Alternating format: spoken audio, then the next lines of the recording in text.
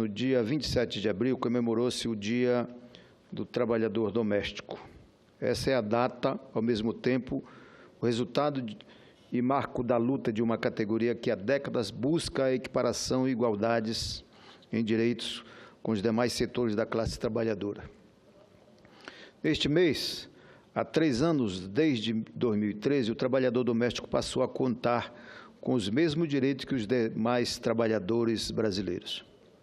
A emenda constitucional de número 72, chamada PEC das Domésticas, garantiu de imediato a esta categoria a remuneração de pelo menos um salário mínimo, o 13º salário, proteção do salário na forma da lei, jornada de trabalho não superior a 8 horas diárias e 44 horas semanais, repouso semanal remunerado, horas extras e outros direitos já conquistados por outros trabalhadores há séculos.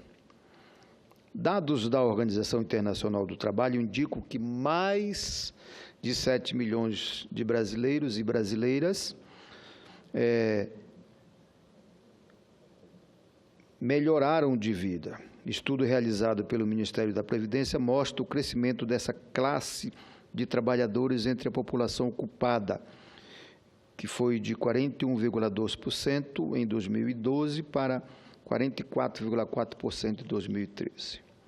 Este era um pronunciamento, registro que eu queria fazer nesta tarde, em homenagem às trabalhadoras e trabalhadores domésticos.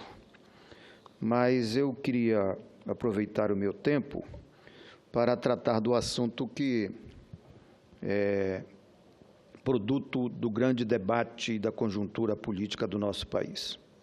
Hoje eu pretendo chamar a atenção dos meus colegas à reflexão, independentemente de partido ou oposição política. Começo registrando o horror político do último dia 17 de abril, que já foi esquecido pela imprensa dominante aqui no Brasil, mas ainda choca as redes sociais e a imprensa estrangeira.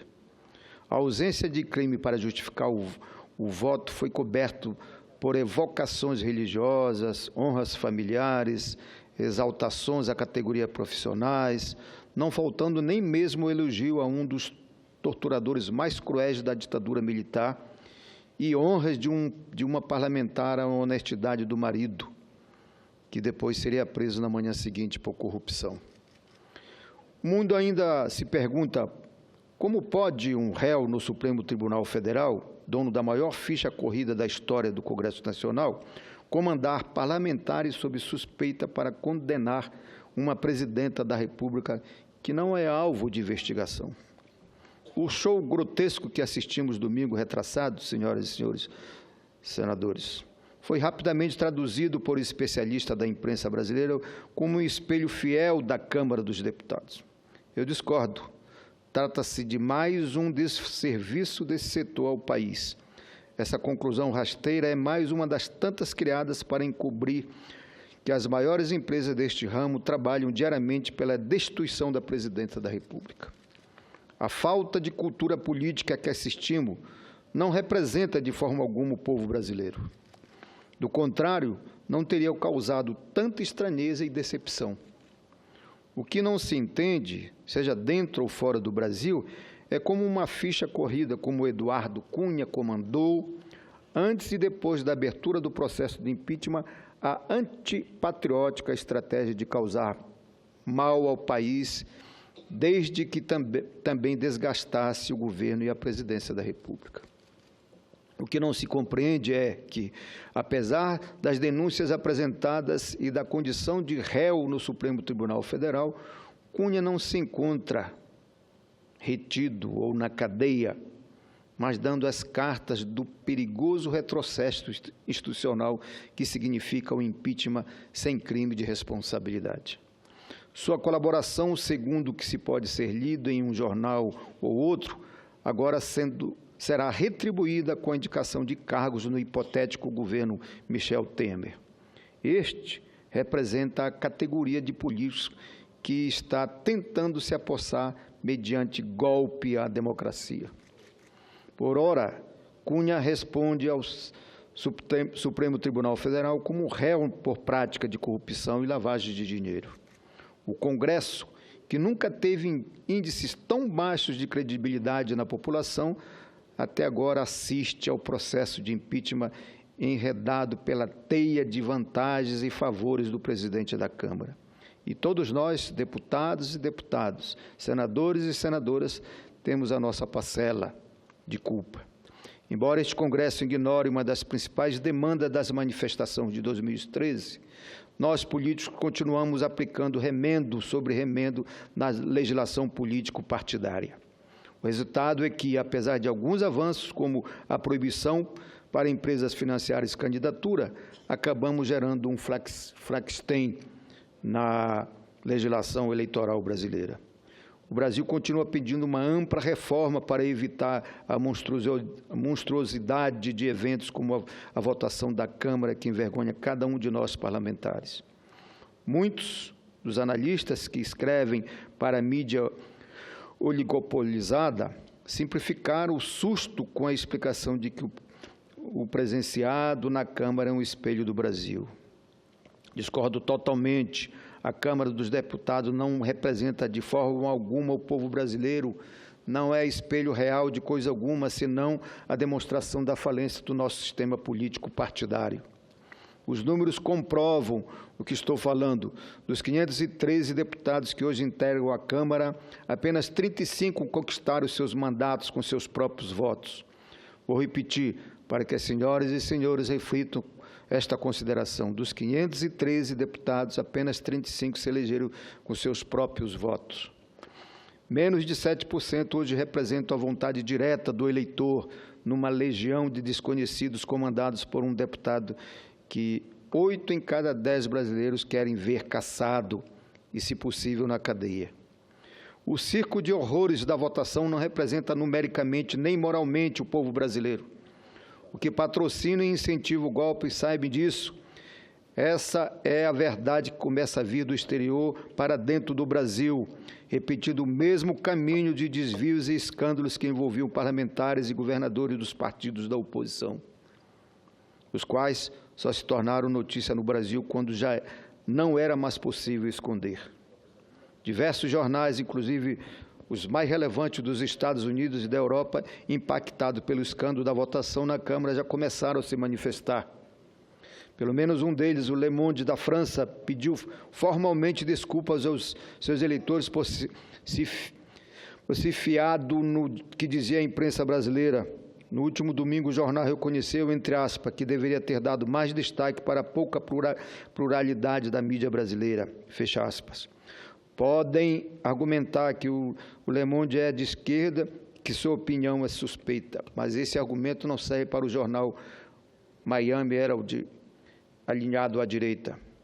Em seu editorial da primeira página do último sábado, o jornal aconselha a classe política brasileira a se certificar que o impeachment se aplica sobre graves violações da lei e não sobre a política. Diz o jornal que a presidenta Dilma, abre aspas, é o bode expiatório para matar a sede da população por justiça e que a única maneira de o Brasil sair mais forte e continuar a contar com as instituições democráticas para julgar o crime é retirar os legisladores corruptos do poder, fechar aspas. O El País da Espanha vai na mesma linha, o parlamento podre que se julga a presidenta, é o título de sua longa reportagem da última segunda-feira. O mundo está espantado com o rumo dos acontecimentos no Brasil, porque nossa democracia afunda a cada declaração de parlamentares da oposição tentando justificar o injustificável. Os golpistas não pretendem apenas derrubar a Dilma da presidência, eles pretendem acabar com um governo que teve coragem para tomar a decisão política de priorizar as demandas e necessidades das classes mais pobres, rompendo com a lógica vigente por mais de 500 anos de favorecer uma minoria endinheirada.